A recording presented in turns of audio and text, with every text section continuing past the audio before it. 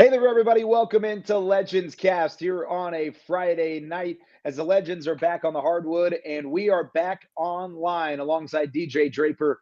I'm Kyle Youmans. The Legends back in action tonight, this time on the road against the Lakeland Magic. We'll have the entirety of this ball game for you, and we'll have some special guests along the way as well. DJ, glad to have you back. Glad to be back with you here on the LegendsCast side of things. How are things going for you?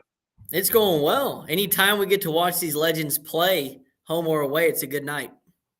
No doubt about it. The Legends currently at 6-7 overall. This is the final game of the Showcase Cup for the Legends. It doesn't look like they are heading their way to Las Vegas. They have missed the boat in terms of trying to make the Showcase up there in Nevada and an opportunity to go and take on a couple other big time teams like the Rio Grande Valley Vipers, who won the Southern Division. So the Legends will wrap this up, and then the G League regular season will get underway in just a couple of weeks. I know you've been keeping an eye on the Legends as of late, DJ, but overall, what have you been seeing from this team and how they've been playing and performing over the last couple days? This team can really score, leading the league in scoring right now. They've battled some injuries, which that's always tough. They've had a few players step up like Grant Riller, but yeah, McKinley Wright trying to get back into the swing of things, and that's why this showcase is so good because you get to really find your groove before the season. Yeah, you get to kind of find it, but then you reset whenever it goes to the end. Now, for teams that don't end up making the Showcase Cup and the G League Showcase out in Vegas, apparently there are going to be some other games played along the way as well. So, Coach Galanopoulos and company very happy about the opportunity to play some more basketball, but another chance to take on a team they've seen already in the Lakeland Magic tonight. Lakeland, a team that comes in with some struggles as well. 6-9 on the season. Legends at 7-8 overall. Both teams fourth and fifth, respectively, in the division for the Showcase Cup. So it's a little bit of a rematch of sorts. We've seen these two teams face each other before, DJ, but again, the Legends just trying to shoot the lights out, much like they have all season long. Yeah, I think that their biggest issue has been on the defensive side of things. They have no trouble scoring, but if they can keep teams from scoring in the high 100s, over 130, 140, then they have a chance to win for sure, especially with guys like Dorsey coming off screens the way he has.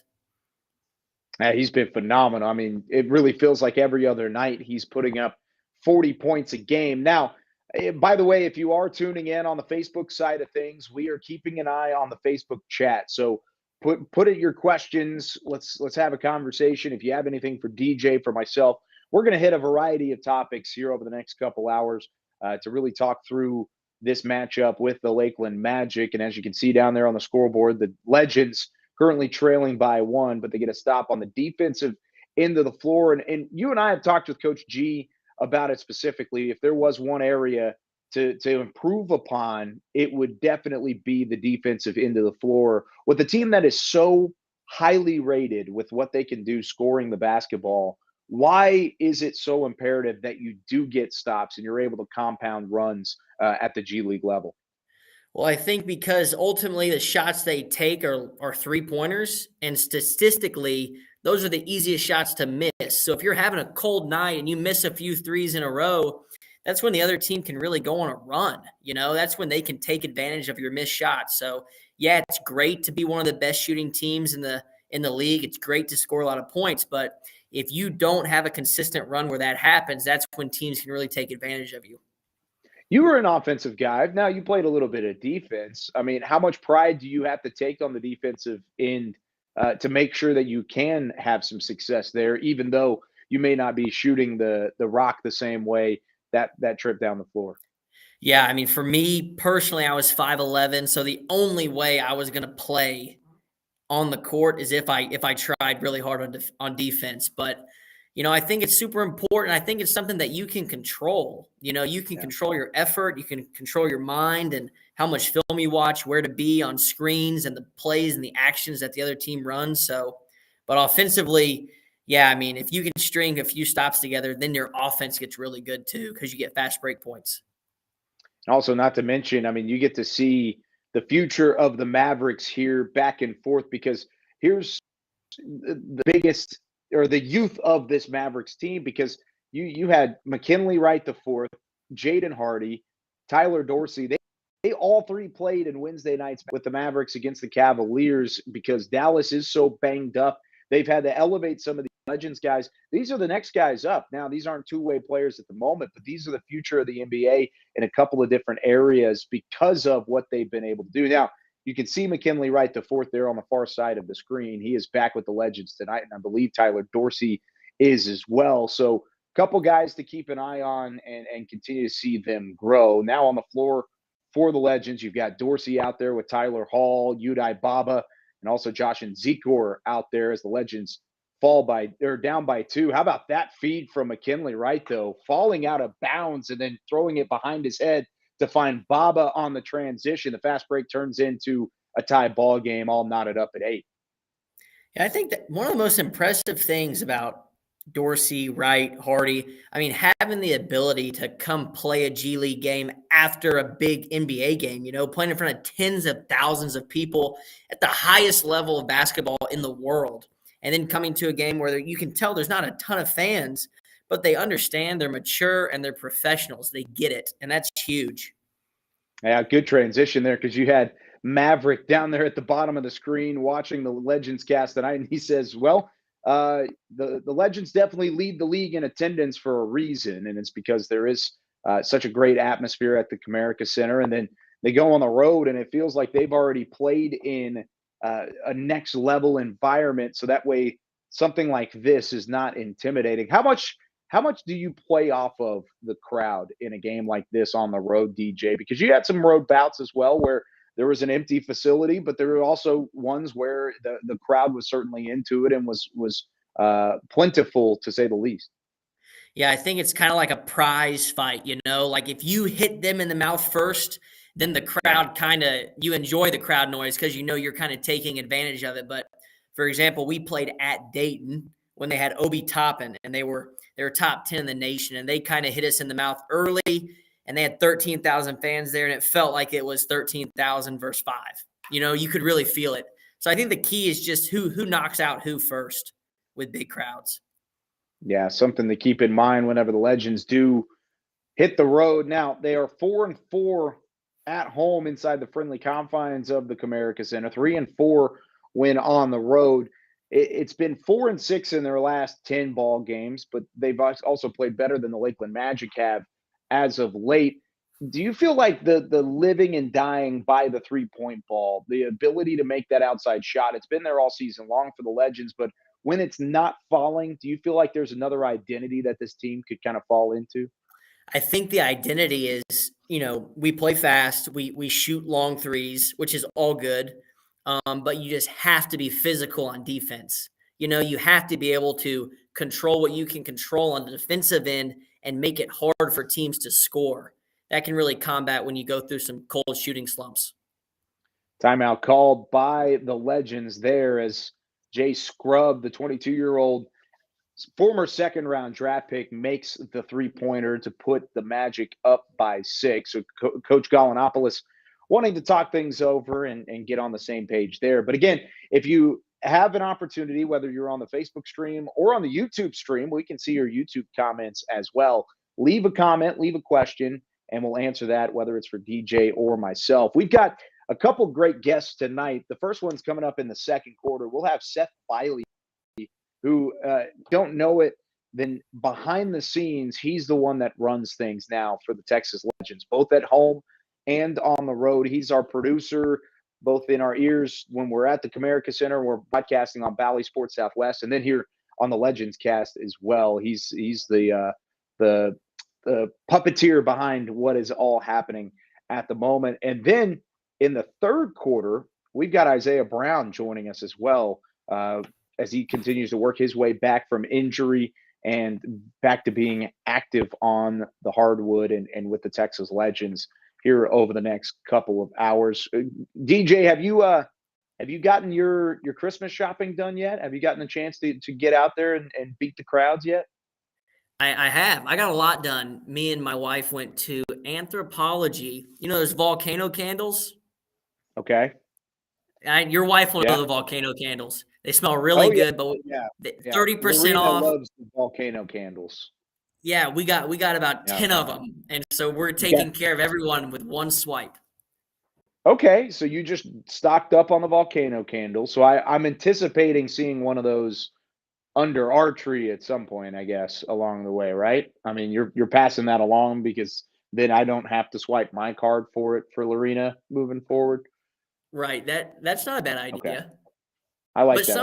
I think something we I can. have done in the past, which I'm not happy about, is I'll get like a $150 gift card to Nordstrom, Okay. and I'll take it to Nordstrom, and I'll ask them to divvy it up in like $25 increments, and then I'll re-gift it to people.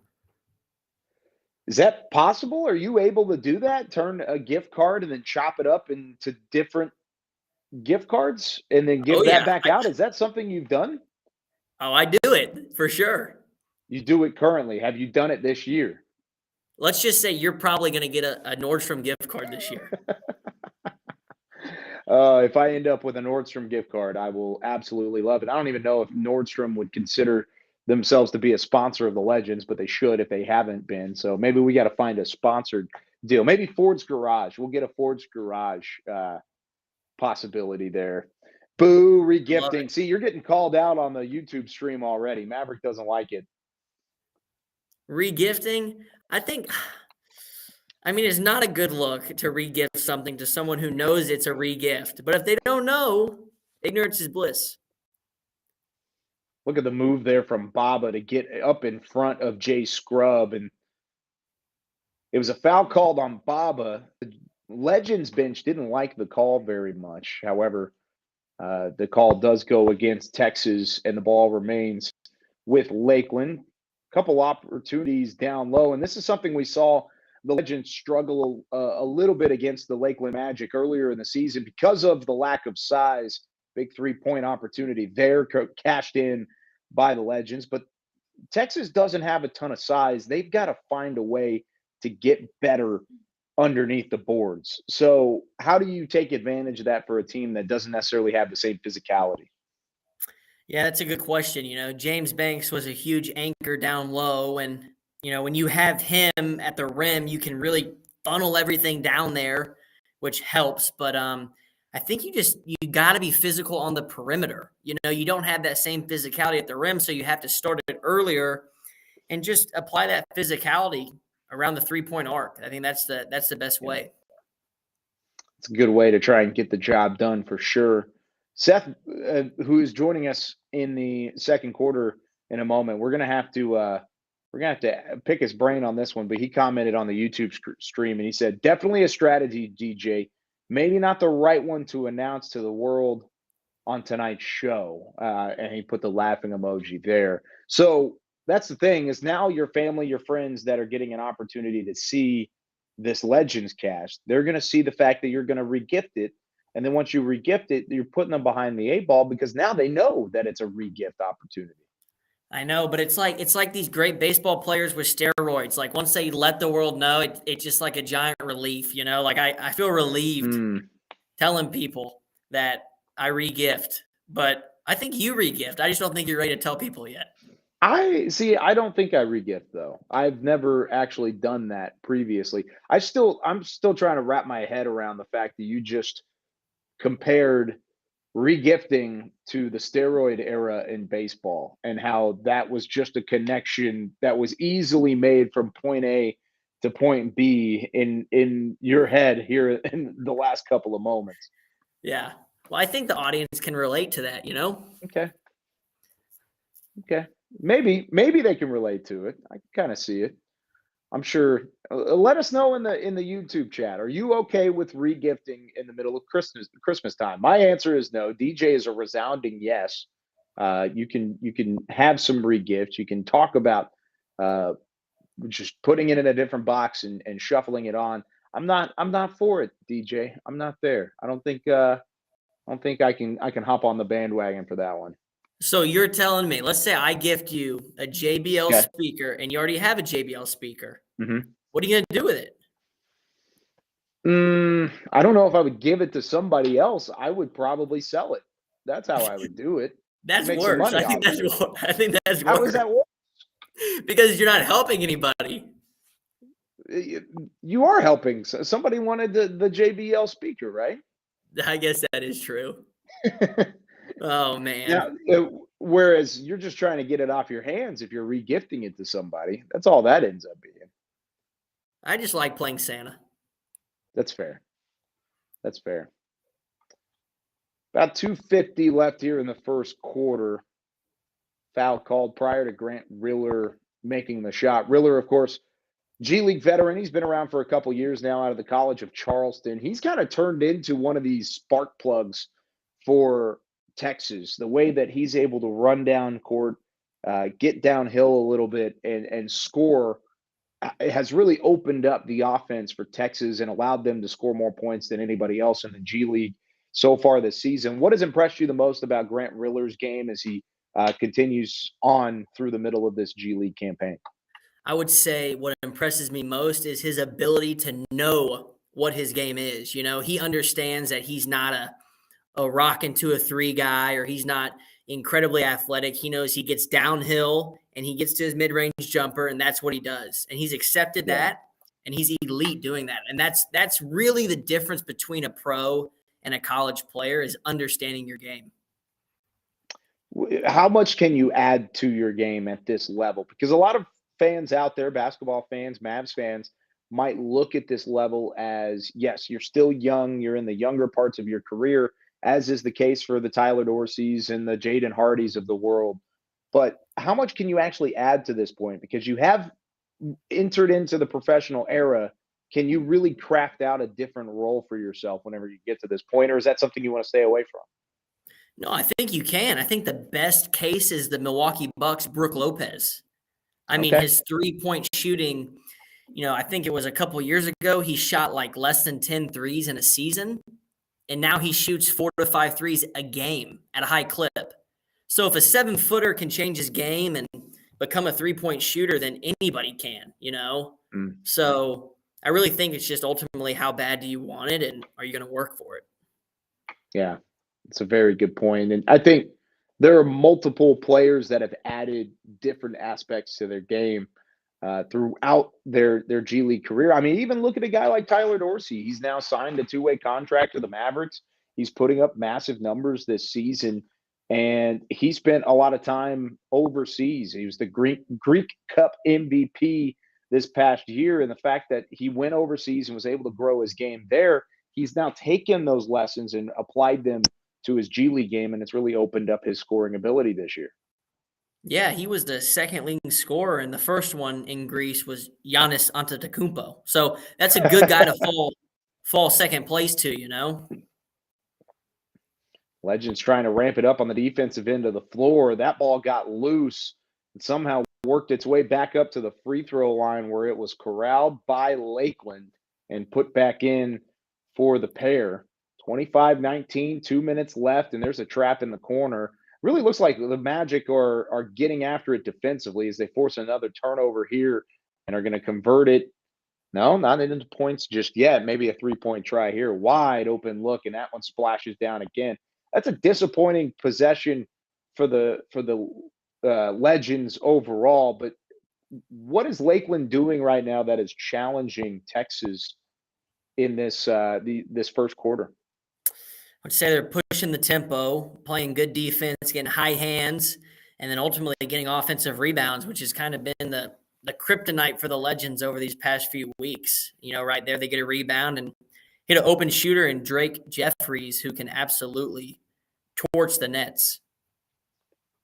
Going back to the original to the conversation we were having a moment ago, Maverick chiming in, he says, I agree with DJ. Still follow ex-Legends Keith Hornsby and Kyle Collinsworth as they are playing overseas. So adding that game and continuing to play overseas and continue to do well there. He said same for Collinsworth, Hornsby saying coming from LSU to the Legends, then to France, where there's been massive differences in each of the playing levels there. And then the same for Collinsworth at BYU.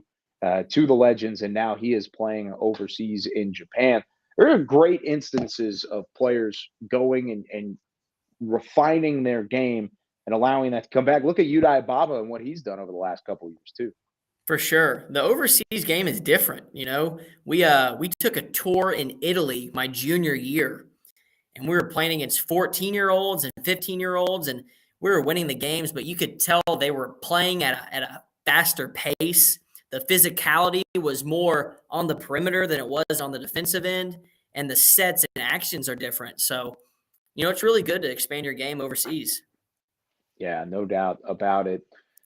Look at the Legends at the moment, trailing on the road. Of course, no more home games for the remainder of 2022. Their last home game came against the Memphis Hustle. That was the last time out for the Legends as they fell to 7-8. 102-117 was that final score. The final home game of the Showcase Cup. They'll be back at Comerica Center January 7th, 8th, and then you've got just a huge homestand. 1, 2, 3, 4, 5, 6 straight home games. 7th, 8th, the 13th and 14th. Then you've got the 16th and 21st are all in Frisco. So what is that? That ends up being 8 games, 8 home games in the middle of January at the Comerica Center. So keep that in mind as you look to make your New Year's plans. Try and make it out to Comerica Center because it's been a phenomenal atmosphere throughout the season. The crowds have been great. There have been great opportunities to take the family and have an entire night of fun out there in Frisco. Final 20 seconds here of the opening quarter. McKinley Wright missed the initial try. You could see Tajay Moore thought he was fouled on his way to the bucket, trying for the follow-up attempt. 5 seconds left. Wide open path to the lane, cut off just in time, but a foul called underneath the bucket. And a 2.6 second mark on the clock to wrap up this first quarter. There's RJ Hampton. He's a Dallas guy. How about that? He played for Little Elm High School and was a part of the Lobos program playing in the Magic gym tonight for the first time. Have you ever gotten a chance to watch his game, DJ? I have. He's a really good player. He was one of the first players to forego college. You know, he was supposed to go to Kansas and chose to go to New Zealand instead. And it worked out for him, got the pro atmosphere and went and got drafted and has had a good career so far. They've got a lot of excitement around him and what he could bring to the table. There's a buzzer beater on the near side. McKinley Wright, the fourth on the fast break, pulls up from the free throw line extended as time expires, knocks it down. However, the Lakeland Magic lead it after one.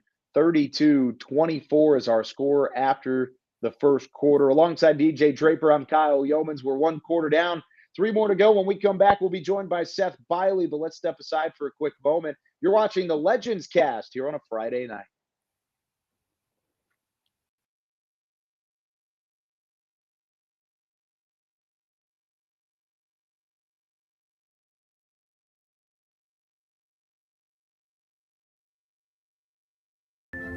Each year, St. Jude Children's Research Hospital works to improve the lives of kids and their families around the world. And this holiday season, Kia wants to help. We're continuing our tradition of helping others by expanding Kia's Accelerate the Good partnership with St. Jude and making a donation for every new car purchased during the holidays. Join us and help celebrate Kia's season of giving back. Kia, movement that inspires.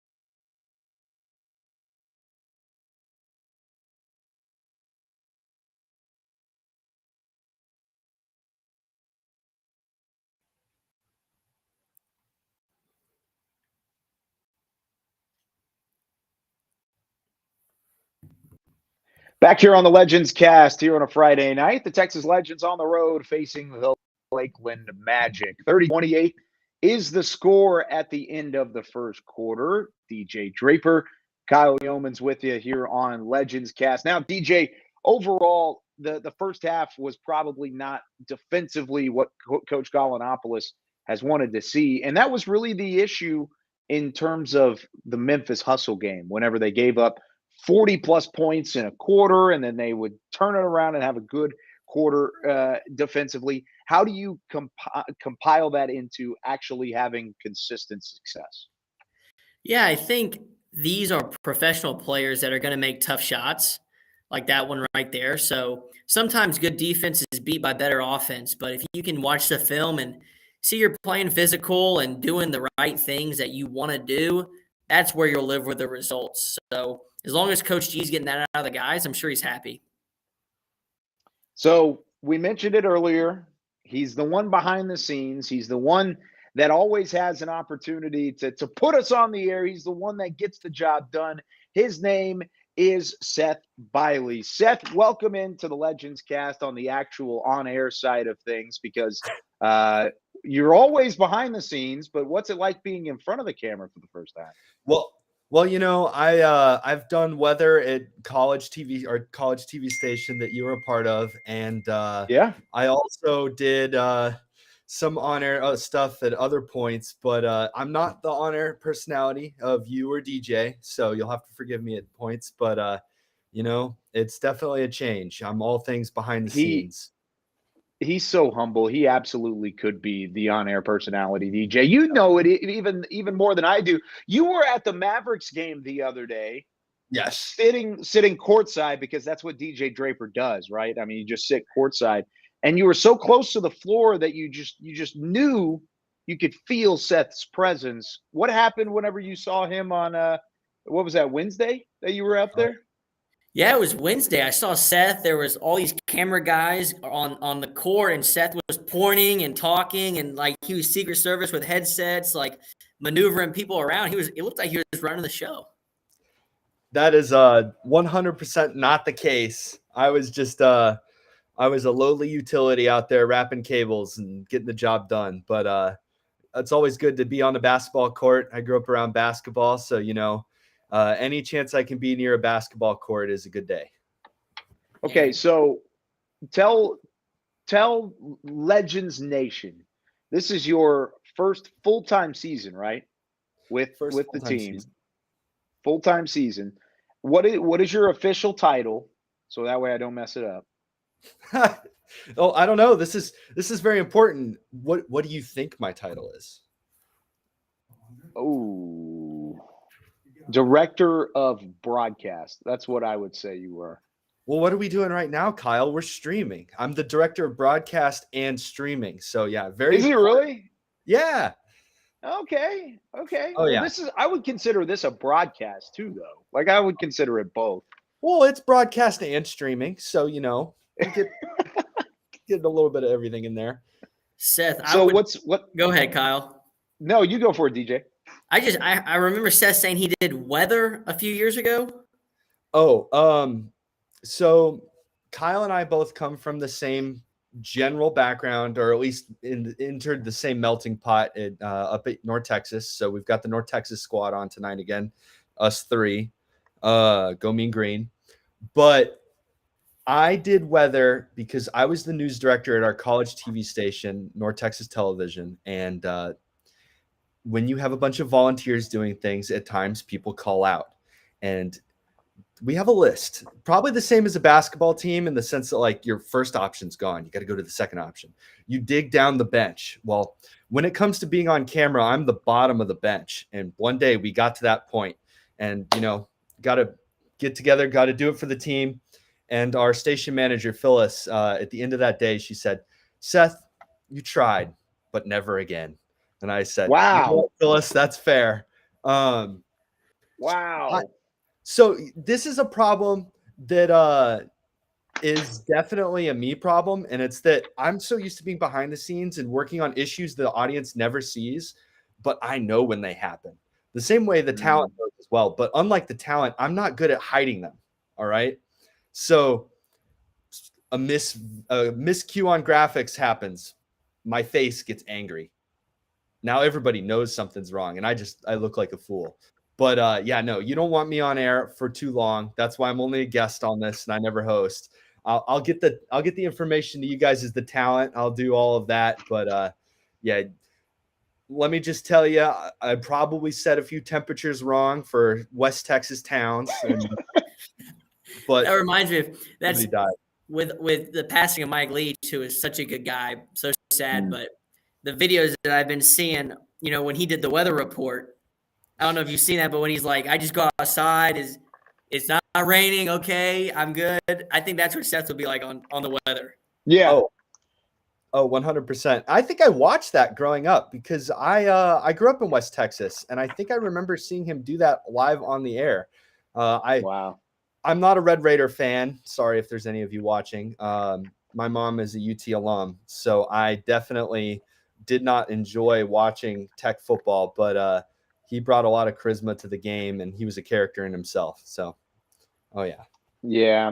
I know this is a G League broadcast, but I think all of us can share in the sentiment of Mike Leach and what he brought to sports. He really challenged the image of what it meant to be a coach in modern day athletics. You talk about the early looks of the Bill Parcells and the Bill Belichick's of the world that are very stern and straightforward, and you don't normally get a ton of emotion out of those guys. Mike Leach found a way to make it personal and to make it something special.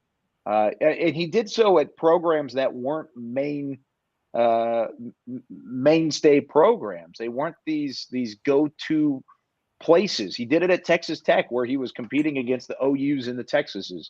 He did it at Washington State, where he was going up against the USCs and the Oregons. And then, of course, Mississippi State in his final days down there facing pretty much everybody else in the conference, where Mississippi State isn't the go-to known winning program. And he found a way to win, and he found a way to do it with class, and he found a way to do it with him being himself. And that's something that I think is going to be missed in sports, because you don't normally get a whole lot of that from any kind of sport, whether it's basketball or football. So yeah, absolutely. I'm glad you even brought up Mike Leach and we get a chance to hit it, because DJ, he was a larger than life individual in athletics, no matter where you are. Yeah. He spoke his mind, which is so hard to do now. And, he said what he was thinking, and he was a wicked smart individual. I mean, had unbelievable play calling, and I'm sure was a good guy and really good mentor to the players as well. Good to see the Legends hitting a couple of shots here and getting another defensive stop. They've closed the gap to 8 at the moment. Tyler Hall made a nice 3 last time down the floor. A little no-look pass there from Grant Riller as they're trying to close the gap against Lakeland. Oh, look at the ball fake from you. Or that's a Mo Gee with the ball fake. He lost the defender in doing so, DJ. I know you like that one from the 6'10" center. Yeah, Mo Gee was a guard just a few years ago, and now gained some height like Anthony Davis did, and now he's skilled. He can play on the perimeter for sure. Look at that backdoor pass he tried. I have a question for you, because I'm a decently tall guy. You're not that much shorter than me. How tall are you? I'm 5'11". 5'11". Okay. Do you ever wish that you just had that like crazy growth spurt and could all of a sudden be like a guard player that had the height of a forward? Oh. You were not 5'11". You were at least 6 foot. What are you talking about? Here's the story. First, Seth, yes, I wish that every day when I wake up. That I could be a little bit taller and still be playing some basketball. But I wish you were a baller. I wish I was a baller. Exactly. But I was 6 foot, and then I dunked the ball. And then when I could dunk, it's more impressive to say you're 5'11". Okay. So then I went back to 5'11". So you had a little Kevin Durant controversy there. You're going off the old stats. Nobody knows how tall you really are. Exactly. How tall is KD? Isn't he 7 foot? That's what he's listed as. Paper. I thought he was listed as 6'11" on paper, but he's really 7 foot. I thought he was listed at 7 foot, but it was 6'11" on paper. Either But way, either way, conspiracy. there's controversy with it. Ooh, hard foul. Ooh, hard foul over the top. Grant Riller on the drive. This was to bring it back within 4, but he got fouled, so he's got a free throw on the way to do just that. So Seth, tell me what your day-to-day looks like. I know you're a busy individual, as is anybody that works for the Legends and is behind the scenes to put together the production that it takes to put on a game at the Comerica Center night in and night out. But tell me what your day looks like starting from when you get to the office. Well, every day's different, especially when you deal with broadcast stuff. So I have a lot of day-to-days. If you're talking home day-to-day, that means for like a home game, I get there early. I've got to make sure all of our gear works. We've talked to the league and everybody sees our feed coming from them. All the cameras are plugged in. All of our cables are run before the fans arrive. That's a lot of what the home day-to-day looks like. We've got our meeting with our staff, usually a few hours before, make sure everybody's on track. But everything I deal with is broadcast related. So sometimes I show up to a lot of things with the team where everybody's having great moments of camaraderie. And I'm like, cool, I'm set up. Let's go knock another broadcast out. I mean, I love the Texas Legends. I love basketball. But the best day is if you never see me on the court, because that means I'm hidden away in the back with our production truck and everything's working. I always feel so guilty. There's been a few times this season where something's going wrong, not necessarily something the audience would see, but a monitor's out for our stats team, or one of our cameras headset stopped working. I've got to go now troubleshoot and find that problem. And I always feel guilty running around through the kid zone. And I'm like, I got to go. But all these kids are here. So it's like trying to snake your way through and find the problem. So that's always interesting. But on like a normal day to day, like today, I went up to the office. I made sure I had all of my emails were checked off, just like anybody else in their normal everyday job, and got ready for tonight. Today's a really easy day. Most days aren't super crazy hard at the Texas Legends. It's just making sure you've got everything taken care of. We've got our content ready to go, and we're doing good. I love it. Hey, what's behind you? Is that Christmas decor? It's not necessarily Christmas decor. I am an avid skier, and this is actually a skiing painting I got for Christmas one year. And so I guess it is Christmas decor, but you got the skiers coming down the mountain, I don't know, DJ. Earlier, just so everybody knows, DJ was saying it looked like I was in a hotel. So I don't know what that means, but, we're going with it. I love it. Okay, where's your favorite place to ski? Definitely Colorado. Keystone. It's a lot of places. My favorite resort, I'd say. It's a good spot. Keystone, you said? Yes. What makes that one different than the others? Just lots of really good runs, not crazy hard. You get to have a good time. Don't go down some moguls and hurt yourself. I mean, I don't know. It's just where I like to be. I like Keystone Breckenridge area. That's really good. Went to Lake Tahoe once. I loved Lake Tahoe. You get to gamble a little bit on the side, which is always fun. I don't do that, but they say it's fun. Yeah, okay. Good save there, DJ. Well done, dude. Now, DJ, do you ski quite a bit? Are you an avid skier? I've been 3 times in my life. I love it, though. I love it. I want to go once a year. Only 3? You just named like 7 places. Yeah, I've been 3 times. I went when I was in 8th grade. I went to Breckenridge, Keystone, and I went to Lake Tahoe, and then I went to Durango. Last year. But I was introduced to skiing in a trial by fire scenario. I went. It was me and my buddy Eddie Jakovic in 8th grade.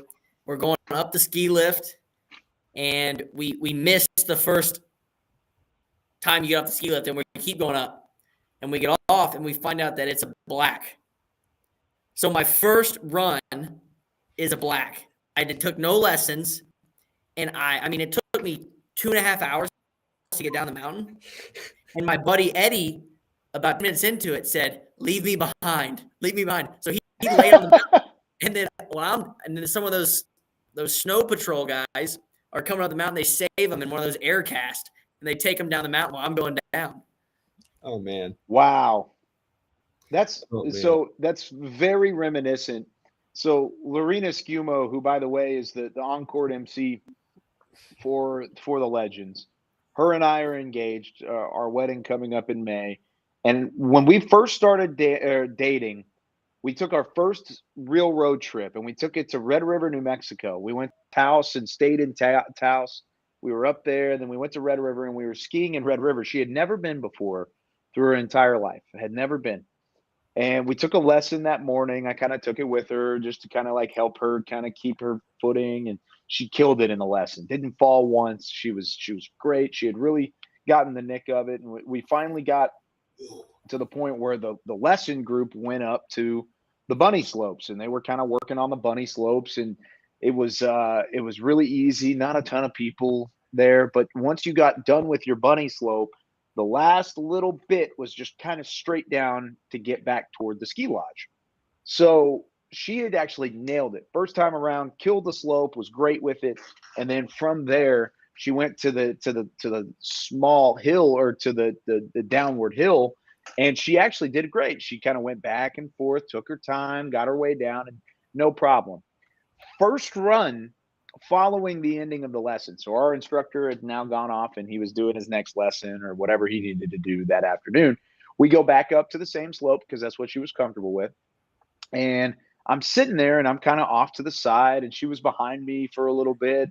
Or no, she was in front of me initially, but I turned one way, and I kind of looked to the side, and I looked back. She wasn't there anymore. I looked up, tried to look around, see where she ended up going. Then I looked down the mountain, and she's just on a straight beeline, straight down the mountain, trying to pizza her way into a stopping point. And she's just kind of looking at me like, or looking down, just yelling. In that very moment, she's just, ah! And then she finally just tumbled a little bit and went down and was able to get back up. But it made me think of that moment. But then we actually got on like an actual slope and went up to the top of the mountain and came down. I think it was like a green or a blue. It wasn't anything crazy. And she just kept falling, little falls, like not anything where she was falling off a cliff or anything, but she would just slip down, and she would just kind of lose her skis. And then she would just look at me, and she'd be like, just leave me behind. Come get me later. She said the exact same thing, DJ. Just leave me behind. I'll find my way down. I'm like, no, I'm not going anywhere. Here's your pole. Here's your ski. Get your boot back in there. Let's get it clicked in, and then we're ready to roll from there. I love it together, man. You know, you talking about stuff like that is, I mean, it's everybody, it seems, I know, has that one story. It's like the relationship story. It's a test. And my mom and my dad, they have a story like that as well, where my mom to this day, like 25 years later, has not let it go that my dad took her skiing. And then like at one point on the mountain, there was a lot of tension, and I'll leave it at that. But considering the story still going on like 25 years later, there was a fair amount of tension. But I've heard that. I've heard it from other friends. February, I'm going with Sarah, my girlfriend, and we're going to a friend's wedding in Colorado, and we're going to go skiing. She has never skied before. And I'm trying my best to walk the line of good boyfriend or, hey, let's get you some lessons. You don't want to learn from me. I'll help you learn, but we all know how I can be, guys. Let's get you a professional who's not going to be frustrated, and you're not going to be frustrated with me, and everybody will be happy. So that's kind of my hope. I'm trying to take lessons from everybody on this to be like, there's the evidence on why you don't want to learn from me, Sarah, but I'll be more than willing to go with you and spend time and do it. So, yeah. That's a good idea. You're coming back married or single? That's definitely the case. One of the two. Yeah. I don't know if I'm ready for that, but yeah, either of those options, and then we're not at that point yet. All right. I think you do the lessons. Go get the lessons done because we did it too, and it was great. And I just kind of sat there. I don't think I even paid. I think the guy was just cool enough to be like, "Yeah, come on, you can just kind of hang out." Like, have you skied before? And I was like, "Yes, of course I've skied." And he was like, "Yeah, come on, let's make it. Let's just have it to where you're there to support." So I think that's where you should go. By the way, if you haven't noticed, Texas Legends have taken the lead here with 3:11 left here in the second quarter. Legends hitting some shots from the outside, but more importantly, they have locked down defensively. Something they did against the second or in the second quarter against the Memphis Hustle a couple games ago, Seth. And you've got the chance to watch this Legends bunch as much as anybody. If they can slow down teams defensively, they have as much of a ceiling as anybody because of what they can do offensively on in the attack. Oh, definitely, Kyle. I mean, they're one of the best teams offensively. If they can outshoot anybody, they just have to get good at getting defensive stops. I think the biggest things you see is they need to get stops more in transition instead of letting these teams do that. So I think that when you see stuff like that, it's not going to work out well. But we've only got like 2 minutes and 40 seconds. Normally I'd be in your ear telling you we're getting close to getting out of here. But I'm gonna switch things up. I want to actually ask DJ some questions because this is the interesting thing is like, okay, I played basketball in high school. I feel like I thought I played like DJ, but nobody else saw that. So my first question, because I think I already know the answer to this, DJ, you're taking a shot. Where's your favorite place to take the shot?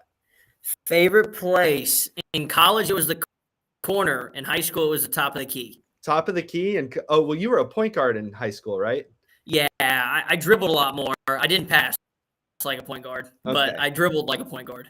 So my favorite basketball player of all time to watch is Ray Allen, and I made it my life's mission to get to the behind the three in the corner and take spot up 3-point shots. And that was my favorite thing to do.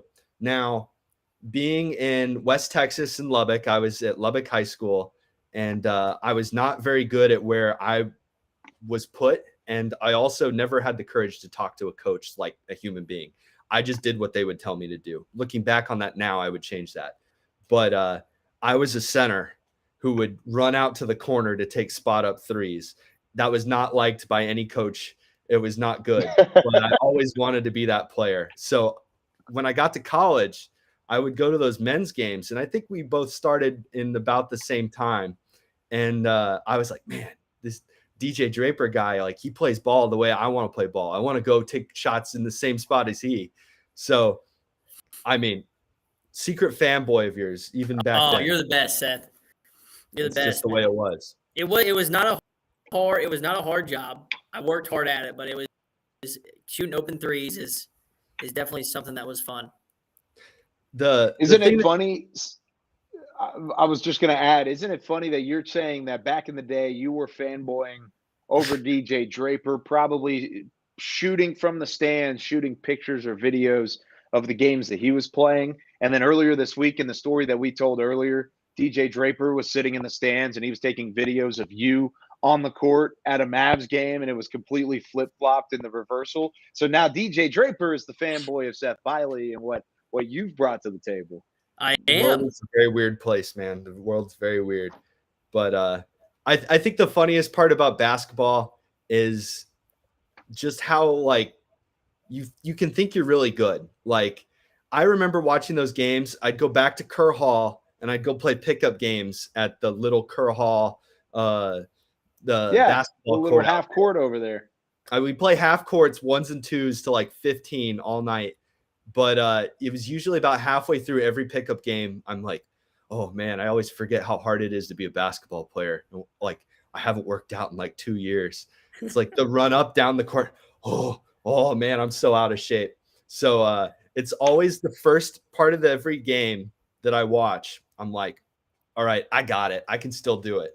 And then it's like, no, I need to leave this to the professionals, whether that's at the college level or out here with the Texas Legends. That's pretty good. I bet you could play in your day, Seth. Yeah. No, I was a practice hero. definitely never really had the talent on the court at the high school level. I remember, I think one of my favorite stories in high school was I got to go out and play in a JV game, and we were an awful team in our high school year. We were on the freshman B team. That's where I lived on. I went out and we had to play a JV team because they just didn't have a freshman team at the school we were playing. I was the only person that scored that whole half, and I was not a starter for our team. And I remember I scored like 10 points. I think it was a career high. And 10 points and a half. I was on fire. For some reason, I sat the whole second half. Never went back in that game. And let's just say we were completely defeated that year. We did not win a single basketball game. So the world we live in, definitely different calibers of talent. It's awesome. It's really cool to hear about the stories. 7 seconds left here in the second. McKinley Wright, the fourth, working to the right side, sizing up a defender, a little step back from inside the three-point line, and he drills it. Second straight quarter with McKinley Wright, the fourth, hitting a buzzer beater. The Legends enter the halftime break up by 7. Seth, thanks for taking some time on this side of the camera. It's really interesting. Normally, whenever we get a guest in and out, usually we're like, oh, where can you find you? Where can we see you next? And the fact of the matter is you're still going to be here with the LegendsCast. You're just going to be on the other side of things. But you were great as always, and we love working with you. And of course, the opportunity that you have with the Legends here, you've been killing it so far, man. Well, that means a lot. That means a lot, guys. I'm actually going to have to step off because I have to send us to break. So that means I have to move out. All right. See you, Seth. He goes back behind the camera here. Yeah, really cool. I mean, how much have you enjoyed working with Seth? Because you're still kind of growing in your role. I'm growing in my role with the Legends. Both of our first seasons with the team, much like Seth. But how much has he helped you along the way in order to make these broadcasts more seamless and more entertaining? I think he's awesome. I think no matter what the job is, if they're passionate about it and they're good at it, then they're fun to be around. And same with you, but with Seth, I mean, he's a true professional, passionate about what he does, and you can tell he really cares about the team. Yeah, he's 2 for 2 in that regard. Really good at what he does, and he's got a great passion for it as well. Seth Biley joining us here on the LegendsCast. And Seth, we're going to let you do what you do best. Take us to break. The Legends leading by 7 at the break, outscoring the Lakeland Magic by 15 in the second quarter alone. We'll come back and get you ready for the third quarter, and we'll have a new special guest on the other side of the break as well. You're watching the LegendsCast as Texas on top of Lakeland at the moment by 7.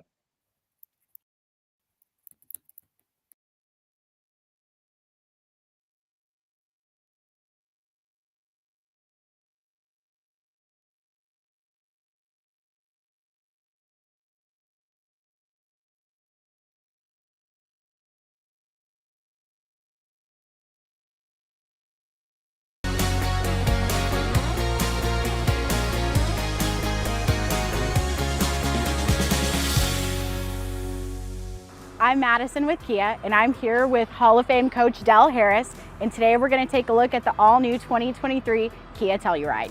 Dell, to start out, Kia's got an all-new key that lights up when you lock and unlock the car. All right. It's a really great feature. The tires are also all going to be the nice off-road Zero tires. The Tiger Nose front grille is a Kia staple, and it comes on all of the 23 Tellurides. Nice strong look. I like that. And then the lights now, they're dual lights. That's 2 pillars instead of the rectangular amber shape. Well, now that we went over the exterior features, let's go on a drive and we'll go over all the interior stuff. Well, let me have that key. The great thing is there's so much headroom in here, you can easily get in and out of the car. You know, I'm well over 6 feet, so I found it easy to get in. Yeah. That's a good thing. Do you have a large family? Well, yeah, except, you know, not at home. Yeah, obviously, we have 5 kids and we have actually 15 grandkids. Oh, so wow. how many can you get in here? Great news, you can definitely get a few in here. I don't know if we'll be able to get all 15, but we can definitely get 8 in here. There's lots and lots of features. The screen is completely touchscreen, or you have the option to still use some buttons. You've got the digital cluster in front of you as well. So you've got a digital gauge there to see everything very, very quickly. The car is loaded with lots of safety features. We've got blind spot detection in the mirrors. So the car's gonna beep at you. It also lights up red there in the mirror if somebody's in your blind spot. But on the digital cluster, all of the Tellurides have built-in navigation, which is a really great feature. You can type in the navigation on the screen, or you have Apple CarPlay and Android Auto that comes standard with every single Telluride.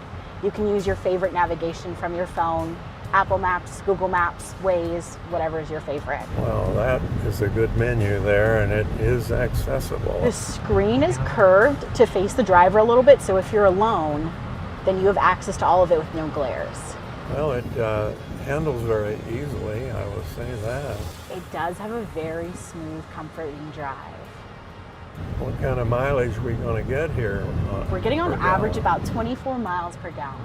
For a big car like this, that's really good. Yeah, for a big SUV, that's pretty great.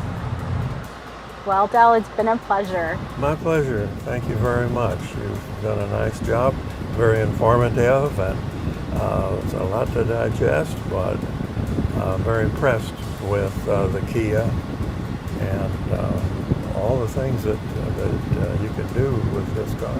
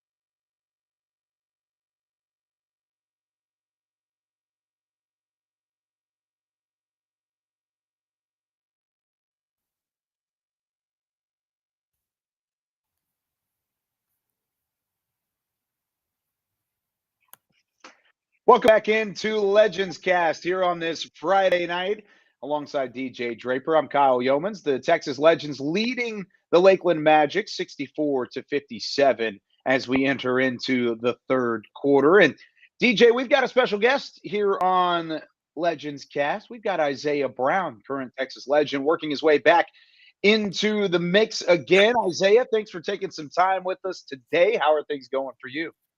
Not too bad. I'm actually sitting in my car right now. My little brother plays at 7:30, so just kind of waiting on that. But things have been going pretty well with me. That's awesome. Isaiah, your little brother, where does he play at? He plays at Louisville High School. Oh, nice. The Farmers. Yep, Louisville. What year is he? He's a junior this year. Nice. What position does he play? He's like a combo guard, 1 or 2. Does he have skills like you? Yeah, he got some skills. I got to teach him a few things, but he'll be all right. That's good, So man. you grew up in Flower Mound, right? That was Right, where you're correct. technically at. Did you go to Louisville High School, or were you No, kind I of actually over in Flower Mound? did I went to Flower Mound High School. Okay. What was it like kind of growing up with your skill set in the DFW area and coming up and having the success that you have? Yeah. I was really kind of a late bloomer. Like, I was never like ranked or like any of that stuff. So I was just kind of those guys that just kind of stayed down till I came up. I mean, I worked hard for everything that I have, and like I said, I was never really like just a super known name in Texas. So I just kept working until I got my opportunity. It was one tournament that I played in AAU my junior year, and we played in front of a whole bunch of college coaches. And from that one tournament, that's where I got pretty much all of my offers. So, like I said, I just kept working and just made a name for myself. Isaiah, what other schools offered you other than Northern Iowa? So my first one was University of Texas, Rio Grande Valley. I had Nebraska, Omaha. I had North Texas. I had Northern Arizona, and I had UT San Antonio. Oh, nice. So you got offered to go to the University of North Texas, and you said no, you didn't do it? Is that what I'm hearing? It's actually very crazy. That the story behind that is very crazy. So, like all throughout high school, I was a huge homebody. Like, I didn't really do much at all. So my original plan was to stay close to home. And so Northern Iowa was the only visit that I took. And I actually committed on my visit. But it was funny because I took my visit, committed that day. Then the next day, the North Texas coach called my mom and was like, "We heard Isaiah wants to stay close to home, so just let him know if he wants to come to North Texas, he has an offer."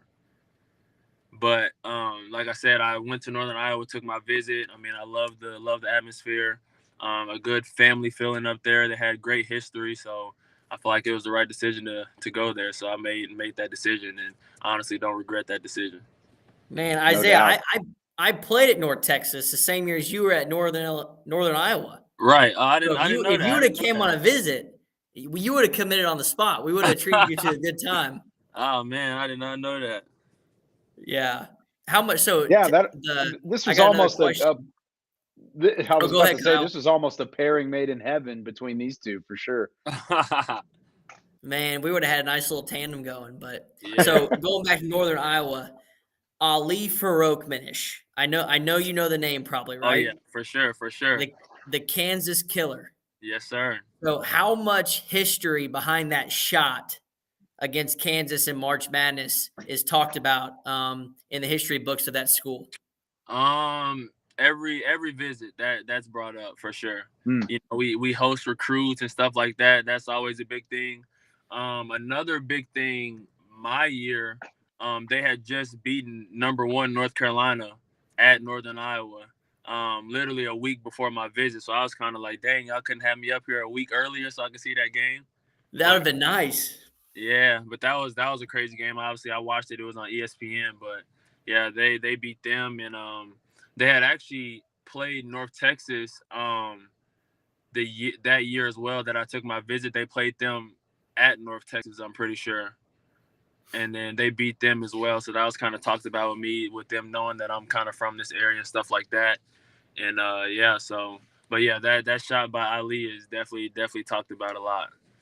It's awesome. How much did you learn during your time at Northern Iowa that allowed you to kind of transition seamlessly into the professional game and allow yourself to kind of grow as an individual to where now whenever you have this opportunity to play professionally, you take advantage of it? Right. I think the biggest thing is I was just coachable. And it's funny because like coming out of high school, so my high school Flower Mound, we played a zone the whole game. And in college I kind of turned into like this lockdown defender. And so my junior year I ended up making the all defensive team of the conference.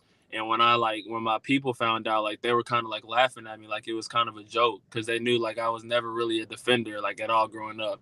But I knew, so my sophomore year, in order to, earn minutes, I knew that's what I had to do. I had to be that defensive stopper for the team and stuff like that. So I would say college taught me to be able to play my role and, do it to the best of my ability, because obviously at the professional level, I mean, everybody's pros for a reason. So not everybody's going to have the ball in their hand the whole time and stuff like that. So I feel like if I can go in there and play my role and, do stuff like that, then I'll get the most minutes I can get.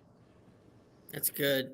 Hey, so going back to college, I believe your last season was 2019-2020, correct? Correct. So kind of talk us through how it ended with COVID and where y'all were at and that whole situation. Right. Yeah, that was a crazy time for me especially because I had never made it to the NCAA tournament, so I never got to play in the NCAA tournament in college.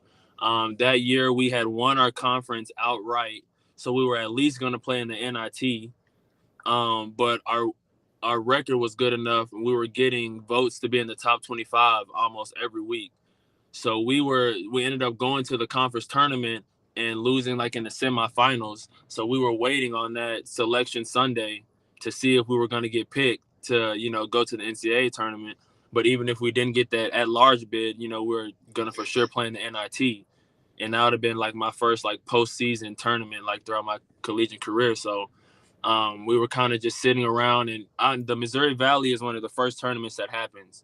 So we had our tournament and stuff like that, and we were kind of just sitting around. We seen, I think it was, I forgot which conference it was, but we seen their conference tournament get canceled. And then we seen eventually the NIT got canceled. And so we're like, okay, now we're really just waiting on selection Sunday, just hoping they, at least let the NCAA tournament happen. And then like maybe a couple of days later, it might have been a few hours later, we see that the NCAA tournament is canceled as well. So we're like, man, like the season's over. So our coach, he just put in the group chat, let's just all meet tomorrow and kind of talk about what happened and stuff like that. And it just all kind of ended just like that.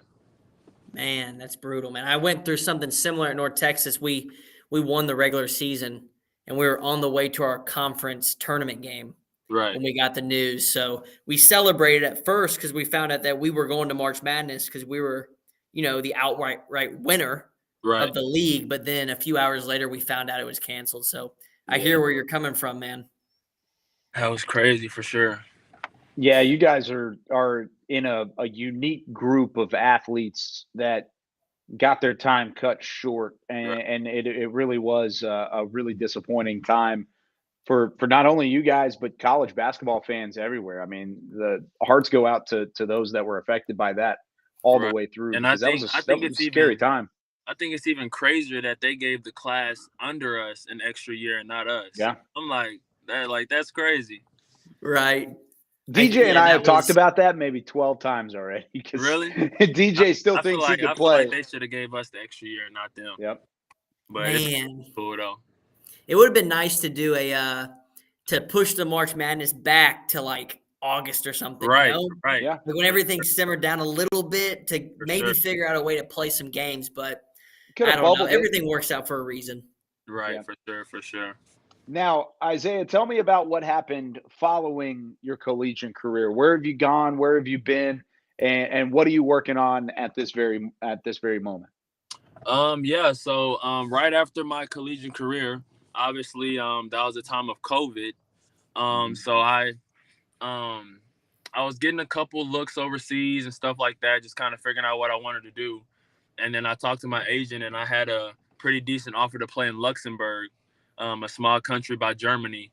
And it was crazy because like a week before I was supposed to take off and fly out, they stopped letting Americans in because of COVID.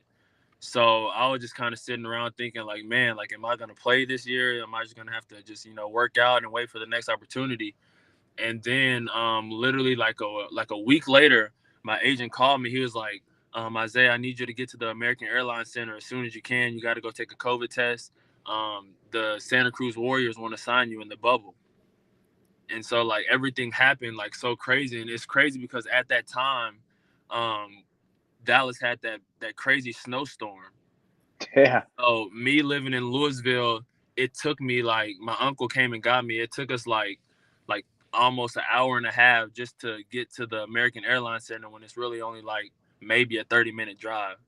But it's like we had to get there. I had to get that COVID test. So I took the COVID test.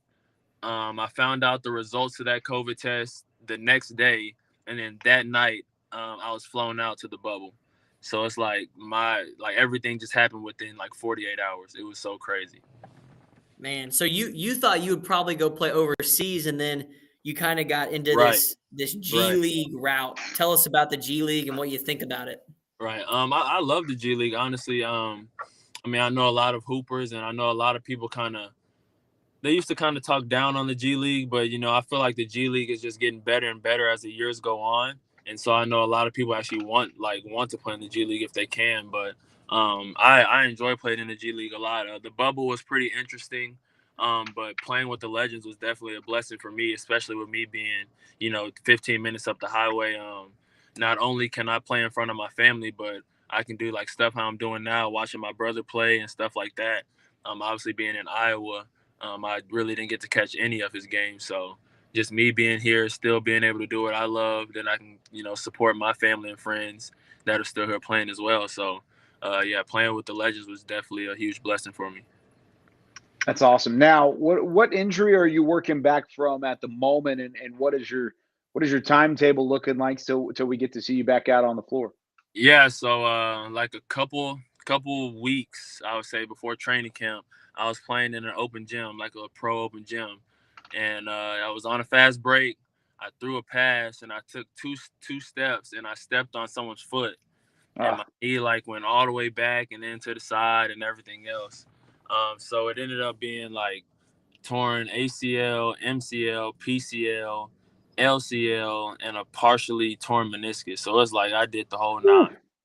So recovery time from surgery, they said 10 to 12 months I should be back 100% playing. I'm pushing 3 months post-surgery right now, so recovery's going well. I just seen my doctor probably about a week ago, and he said the knee is way ahead of schedule. But along with all that stuff, I had some nerve damage done when it happened, so causing me to have what they call drop foot. So I can't flex my foot. And basically they're saying you just kind of got to wait for the nerves to wake up. And you can't really put a timetable on nerves. So the knee is way ahead of schedule, but we're still waiting on those nerves to wake up. I'm actually flying out on Monday to go see a nerve specialist in Philly and, kind of see what he says. Worst case scenario, I can have a surgery if they think I need one, I can have a surgery to hook the nerves up, but that would put me out another 10 months. So we're hoping we can get some good news from this nerve specialist when I fly out on Monday. But like I said, the knee is way ahead of schedule, just waiting on those nerves to wake up. I will say I have a buddy who has drop foot, and he still gets some buckets at the YMCA. So, there's still, man, you got a bright future. So, and it's funny. I was talking, and this is going to sound like a flex, but I guarantee it's really not. I was talking with Darren Woodson the other day, former Dallas Cowboys safety, right? And he was talking about end of the career drop foot injury that he had, and he was talking about how you have to wait for that nerve to regenerate and to just basically kick back into gear. Right. And he was talking about one time he was on ESPN because he was an ESPN analyst at the time. And he was just sitting there on set. He was in the middle of filming on set, and then all of a sudden the nerve regenerated and he kicked Right. the coffee table. It just boom, just involuntary, just boom, hit the That's coffee funny. table. And in doing so, his co-host at the time, I can't remember who he said the host was, but he looked over and he said, "Did that nerve just regenerate?" Like he knew just like that was what happened with the drop foot. So hopefully that comes sooner rather than later, Isaiah, because Right. you are a great basketball player and you'll be back out there before you know it. Yes, sir. I appreciate it. Man, No we doubt about appreciate it. you, dude. It looks like you probably got to get in and watch your brother. Yeah. Hopefully he does something, man. Hopefully he does something. He will. I'm sure he does. He's got a pretty good mentor to get to watch his games and get to learn from. Isaiah Brown joining us here on LegendsCast. Good luck, Isaiah, with the recovery. Let us know if there's anything we can ever do. We look forward to seeing you on the floor again soon. Will do. I appreciate you guys having me. See, There man. he goes. Isaiah Brown joining us. And man, he almost was teammates with you, DJ. He nearly had a chance to team up. That would have been the dream team. Yeah, that's what you remember Peyton Manning was saying, or Randy Moss was saying that the reason he didn't commit to Tennessee because Peyton Manning wasn't on the visit. Well, if I would have been on that visit with Isaiah Brown, and we would have gotten North Texas. I think you're right. I think you would have made it happen. Yeah, he was awesome. That's the first time I've gotten the chance to interact with Isaiah, and I mean, you can just tell the passion that he has and the mental fortitude that he's had to go through with the COVID year and some injuries and going through the G League and potentially going overseas. I mean, he's had to go through the ups and downs of the career, but not only an entire career, he's done it over the last like 4 years, DJ. That's a lot to deal with. Man, there's a saying, and it's life is 90% or 10% what happens to you and 90% how you react to it. And I think that's Isaiah Brown in a nutshell, man. I mean, like you said, COVID, ACL, MCL, every alphabetical letter there is, and then CL after it, and then drop foot, and he's fighting back. So kudos to that guy, man. He's tough. And he's still finding time for family and getting a chance to kind of go out and watch his brother play. I think that's awesome. Anytime you get to hear about a homegrown product like that, have some opportunity to go and talk and see his family like that. Think about Olin Carter II. I mean, that's a guy right now that the Legends haven't had a chance to play with this season, yet he's going to be back into the fold very, very soon. He's from Allen. He's somebody that gets to play in front of his family, and that's so fun to get to watch. And it's not just those two guys. I mean, there have been plenty of Texas and North Texas products that have played in a Legends uniform and in the Comerica Center as well.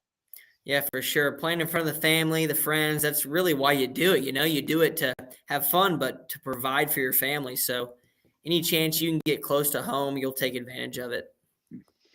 So going back to the game for a little bit, there you see the floater from Grant Riller rolling off. Mo Gee in the middle fouled on his way to the bucket. Chance for 2 points here. This would put the Legends back up by 7. That was the deficit that they had, or excuse me, the lead that they had at the halftime break. They were down by 8 at the end of the first quarter. It was 32-24. Came back and taken a 7-point advantage into halftime, and now they're still up by 7. So even pegging here in this third quarter. DJ, if the Legends are going to come out on top in this one, they get back to 500. How important is that to close out the Showcase Cup and go into a couple more games afterwards with the teams that didn't make the G League Showcase, but have it at a 500 record going into those contests? Yeah, it's huge. That's just momentum that builds to the next day, and you go and you work on your game. It's easier to work on your game after you win. So you go work on your game, then you win the next game, and that's how you start building momentum and get that flywheel going. There's R.J. Hampton, called for the travel, the Little Elm product, wearing the number 20 in the Magic uniform. I got to see him play in Little Elm, and he is as crafty as they come. It's not surprising to see him having some success. Now, he didn't have the long hair, didn't have the dreadlocks whenever he was in high school. He was buzz cut in high school and was just a straight baller, always had the frame, always had the skill. He's going to be a phenomenal player for the Magic at some point down the line. Speaking of a phenomenal player, how about Grant Riller? Fouled hard, hit the hardwood, and was still able to finish with the contact. He is one of the best finishers at the rim I've seen at the guard level. I mean, watch this going downhill, up and under with the English and one. I mean, that is acrobatic right there. Look how high up he got off the ground too. The vertical. I mean, that's like DJ Draper sort of height on a play like that. Man, that was about double how high I can jump. Hey, that's still pretty good. That's probably quadruple what I can get up there for. So I'm I'm impressed even nonetheless. By the way, if you're still watching on the Facebook stream, on the YouTube stream, we've seen some comments throughout. Austin saying howdy from Plano, Texas. Matt said go Texas Legends. We agree. Maverick said, hey Seth, of course, referring to Seth Biley, our producer and our second quarter guest tonight, saying try and get Coach Nancy Lieberman as a guest one night. I agree. I think that would be a really fun conversation. Allison said, hey, Seth, got a chance to say hi to him earlier. And then Jim says, hey, Kyle, and hey, DJ. So there you go. DJ getting a nice little shout out on our chat room. This one up ahead to Mo Gee. Lost it in transition. That's unfortunate. But yeah, if you are on the show, give us a comment. Let us know what's going on. Make sure to share and like as well. If you like what you're watching here on LegendsCast, make sure you share it. Have you had fun doing these, DJ? Getting on the LegendsCast previously? I love it. I mean, you get to watch hoops and watch your legends play. And I think it's fun seeing other arenas too. You know, you kind of get a grateful feeling for what the Texas Legends are doing just because it's such a fun atmosphere.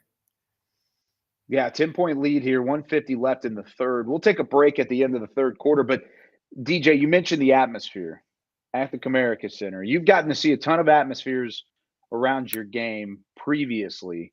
What makes the Comerica Center, or what's your favorite part of being in the Comerica Center and watching the Legends play at home? Of course, next home game, January 7th.